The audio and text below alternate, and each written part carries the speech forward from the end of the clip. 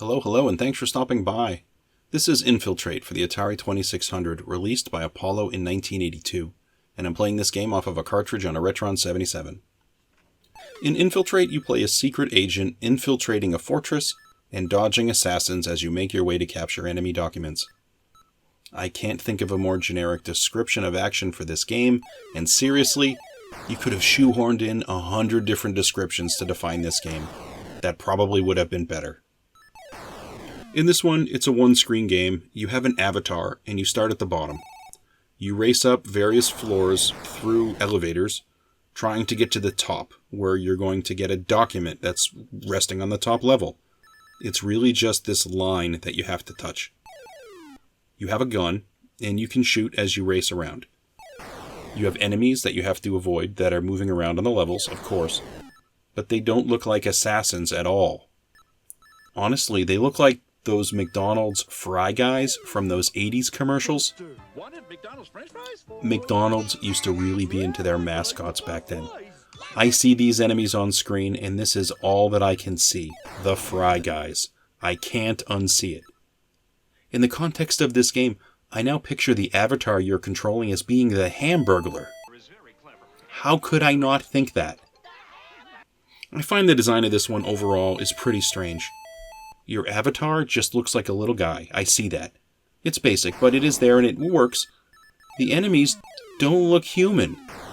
Why not just use the exact same design as your avatar, but a different color? That would have made far more sense than what we have here.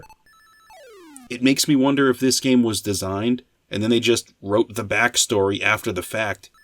I guess that would make sense and help explain what I'm seeing here. Also, these colors don't work for me. Each floor being a different color just makes the screen look like a rainbow, and it doesn't change. Visually, it's boring. In this case, I think this game would have been far better served with solid colors that changed every level as you advanced. It would have been much better. You race along the levels, and you press in the direction of the elevator that's moving in front of you to jump onto it. When you're on an elevator, you can't shoot, which is a bummer, because you have to ride elevators a lot in this one. The difficulty settings in this game, they affect how far the enemy can shoot. Can they shoot partway across the screen or the entire length of the screen? In either case, they're a reasonably difficult foe, and they move pretty fast. I also find it's easier to get to the top of the screen as opposed to getting back down to the bottom. There's also a crouch mechanic, and it's something that I can't seem to use properly. Sure, you can squat, and of course it looks ridiculous, but I still seem to take shots in the face, so what good is this? It just isn't doing much for me, that's for sure. Now, one-screen games overall generally don't do too much for me. The up and down repetition of this one is pretty boring, and we get no visual breaks between levels. The enemies also explode when you shoot them, and the thing I don't like about this is, if you accidentally touch the explosion, you die as well. I'm not sure why an enemy dying would kill you. It just doesn't make sense, but it's something you have to contend with. Also, these enemies can respawn on elevators. You can kill one and it's right in front of you. This can be really frustrating when you're trying to get to an elevator and you're trying to get onto it, and they just suddenly spawn half a second before you get on.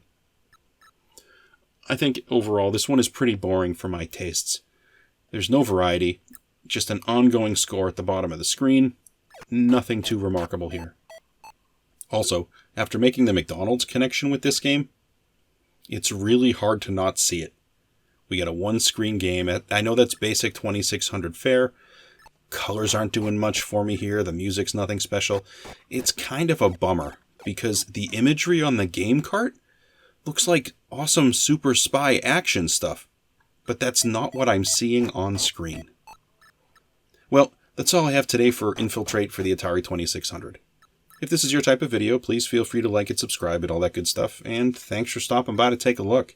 Hope to catch you on another video.